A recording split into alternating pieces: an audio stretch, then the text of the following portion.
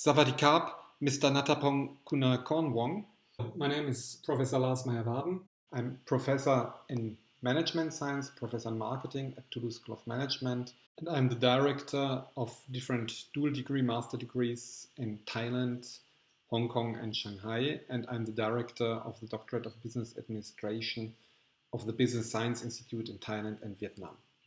And I would like to introduce you today to my research about smart cities and smart homes. The research is called Home Sweet Home, How Well-Being Shapes the Adoption of Artificial Intelligence Powered Smart Homes. The idea is here clearly to understand the factors that impact positively and negatively the adoption of smart homes. Why is this topic relevant? The introduction about smart cities, smart home, they're strongly related. In Bangkok, there's a completely new quarter, which is on the point to get constructed, called One Bangkok. And this is the smart cities through IoT, through artificial intelligence, through connected technologies. And the topic is highly relevant because all nations today are thinking about making the city smart, because these cities face important problems we have today, namely environmental problems, but also energy problems, but also well-being problems. So let's come a little bit closer to the concept of smart city. What is a smart city? It's a combination of ideas. It's not very clear today. There's no single definition about what is a smart city. But these are cities which are based on IoT, communication technologies that improve the functioning of the cities. And as cities grow, like Bangkok or Singapore, a lot of new problems, mainly these are old problems, traffic congestions, but above all, energy management, waste and pollution management, health management, management of well-being, but also improved living conditions and safety. And working on the adaptation of the city to the current and future need is a priority for all stakeholders, namely politicians, managers, but also inhabitants, above all inhabitants. And it's a big challenge to work on the adaptation of these cities. And as I just stated, in Bangkok, a full district was destroyed to create a new smart city called One Bangkok, with smart buildings, smart flats, as well as roads and means of transport. The managerial context is also very important. We're switching from smart cities to smart homes. The global smart homes market is expected to increase dramatically and to double in the next 4 years. This is not only the case in the US, but also in Europe. As you can see, the expenditures double from 2018 to 2021. And if you look, and that's also a positive signal, global companies like Google and Samsung have already entered this market by providing innovative services, products, and to take advantage of this. So you can see for all the different devices, energy management, security, comfort, and lighting, you can see an increasing tendency. Our research problem is the following one. So even if AI and smart home technologies are increasingly present in households, many consumers are still reluctant to use these technologies, because if you look at the penetration rate, it's very low, because they don't want to delegate decision-making authority to AI and machines. Their concerns include loss of control, loss of freedom, but also privacy issues, hacking, distrust, fear that the technology could harm their health. And if you look at the literature, academic research about smart home acceptance is scarce. And that is why understand how and why users accept or reject AI-based smart homes is an important issue.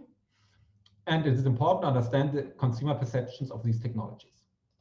That is why you can see here our contributions. So on the theoretical level, we contribute to the business science literature. Empirical studies about adoption of smart homes are scanned.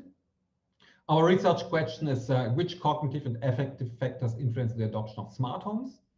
And we contribute by enhancing the UT, and we only select effort expectancy, performance expectancy, and behavior intention to use. And we integrate other consumer behavior theories, because we are working on the end user market, namely regulatory focus theory, users and gratification theory, technology readiness theory, and we include few investigated cognitive and affective variables coming from AI acceptance models, namely technology trust, privacy concerns, technology security, and well-being. To come to well-being, it's clearly under-investigated in marketing, but also in IS research. And finally, our last contribution is that we enhance external validity by a country comparison, by doing cross-cultural technology acceptance, with studies which are scanned and which are considered as a key issue in IS and marketing research.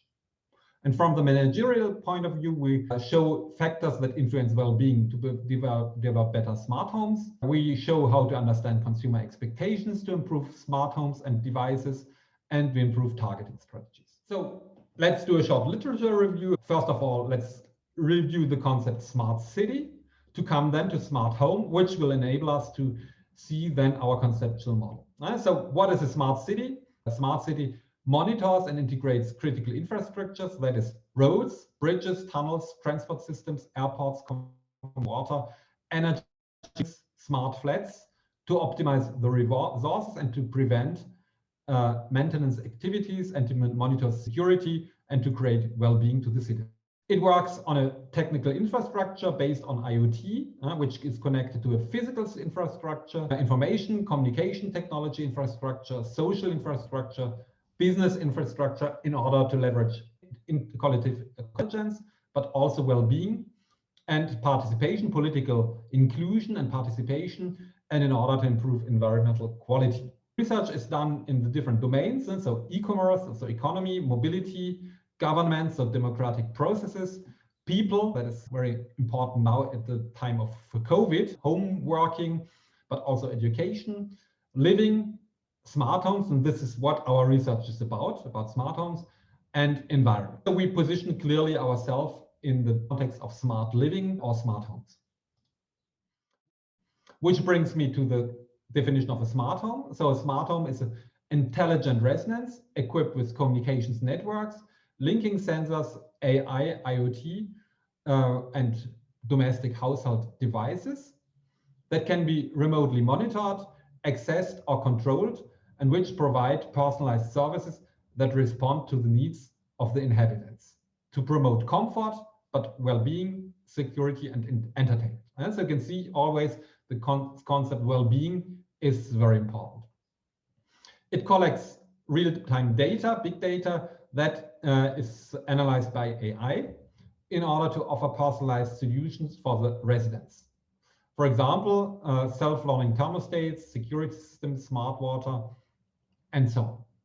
And the AI service operates by self-understanding residents' behaviors in order to optimize decision-making, to increase well-being, and to achieve remote control. We have different types of smart homes. So the assistance smart homes, which we are working on, which provide healthcare, quality of life, health, and well-being.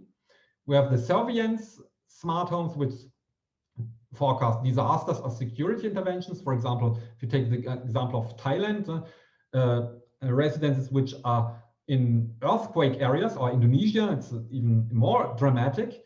These smart homes would be able to forecast earthquakes or tsunamis in order to protect the inhabitants, create security.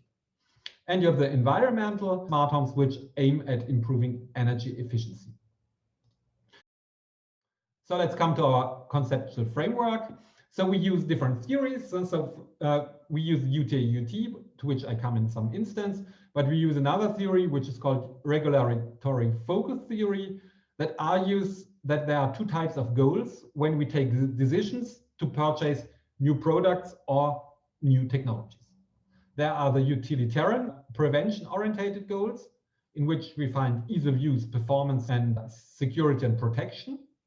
And there are the effective promotion-oriented goals based on hedonism, happiness, and well-being. We choose only one part of the UTAUT, one cognitive part, namely effort and performance expectancy and behavior intention to use.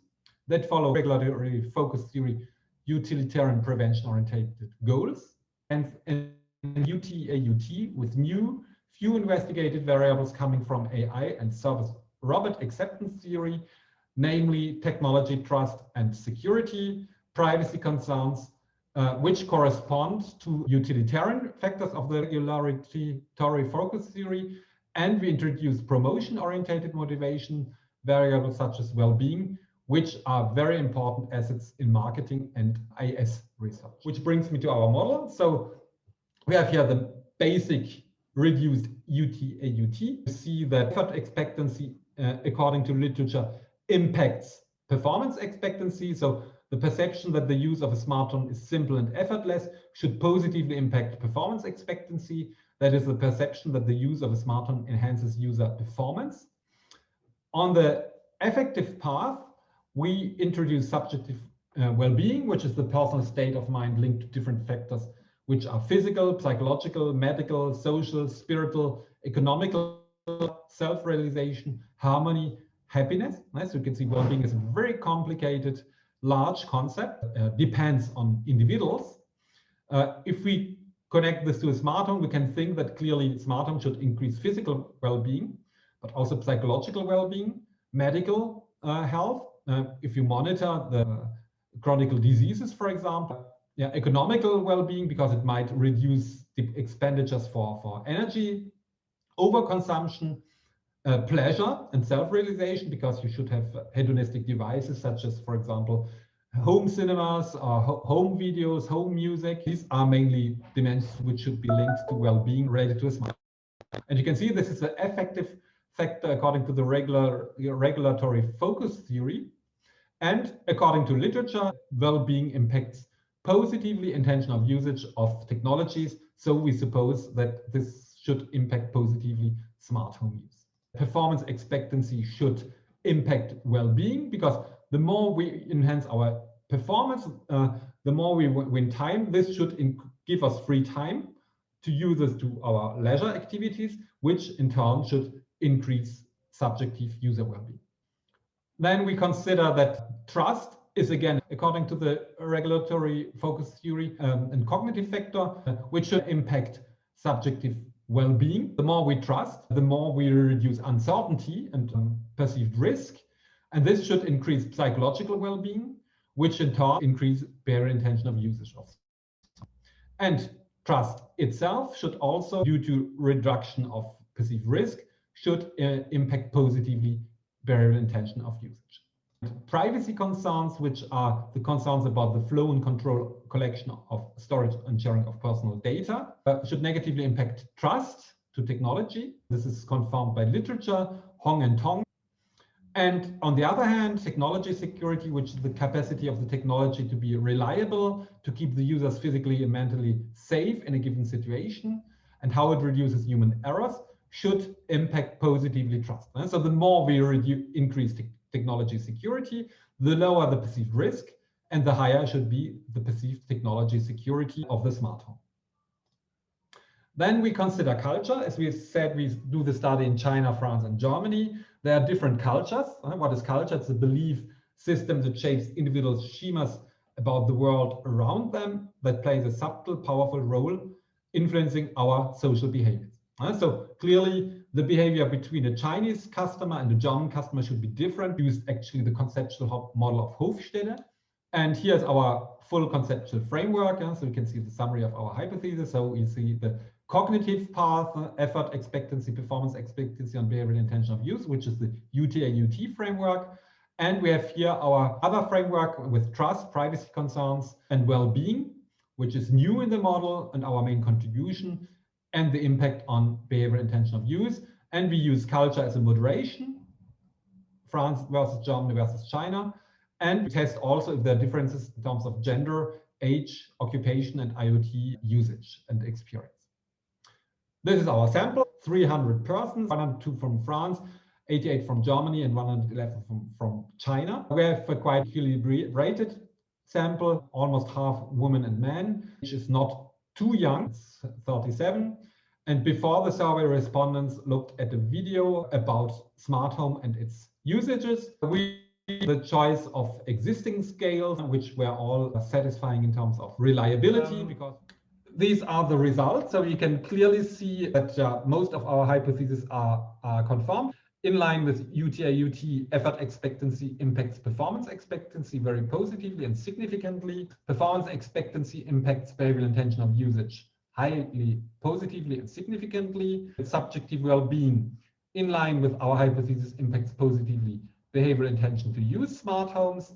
You can see that performance expectancy impacts subjective well-being highly positively and highly significantly. So at the 001 level, trust positively and highly significantly impact subjective well-being. and subsequently behavioral intention to use.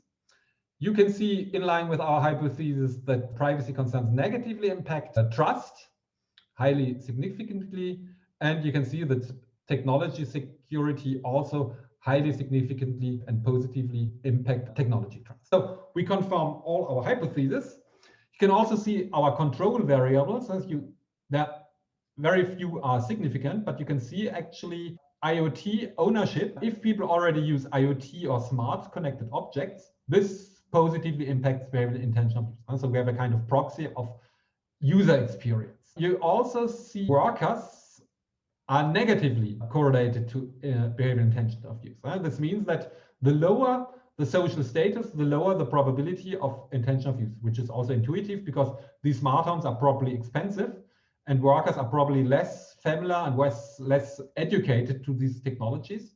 So there's a clear link between education, social status, and smart home. But we do not find any differences in terms of gender, neither age. In all the countries, age and gender do not play any importance, but we find actually that the impact of well-being on behavioral intention of usage is higher for women than for men, which appears also plausible because women are probably more oriented on harmony and well-being than men.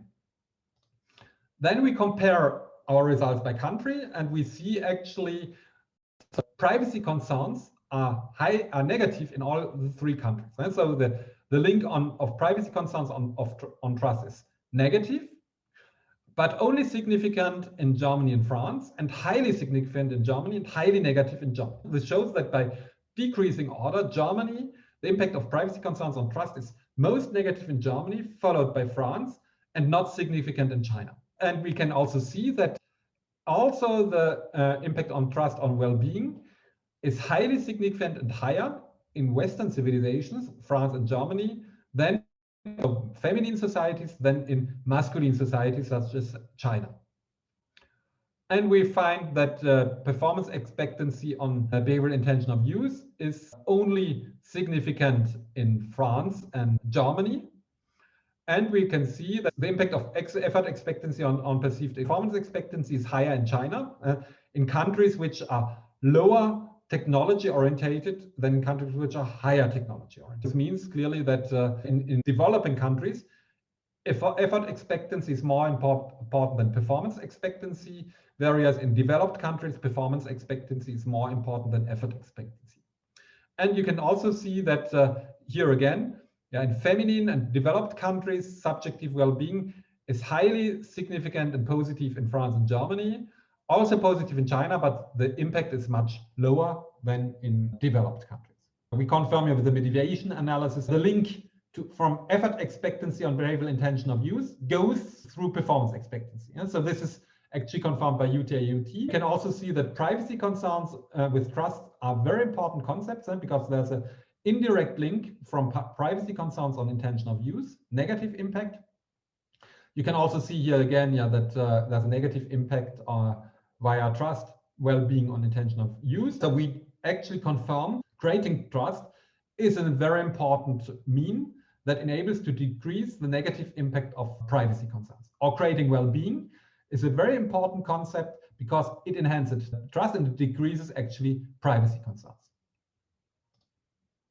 So in terms of the discussions of our results, we created and examined full conceptual integrated model, UT, which we enhanced with other technology acceptance theories, but also with regulatory focus theory, uses and gratification theory, as well as technology readiness theory, to explain the adoption of smart homes in different countries.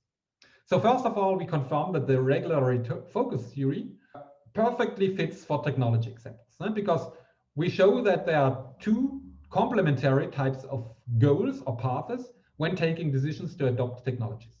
First, there's a utilitarian path involving performance and effort expectancy. And you have, on the other hand, the effective promotion-oriented path based on values such as well-being and health.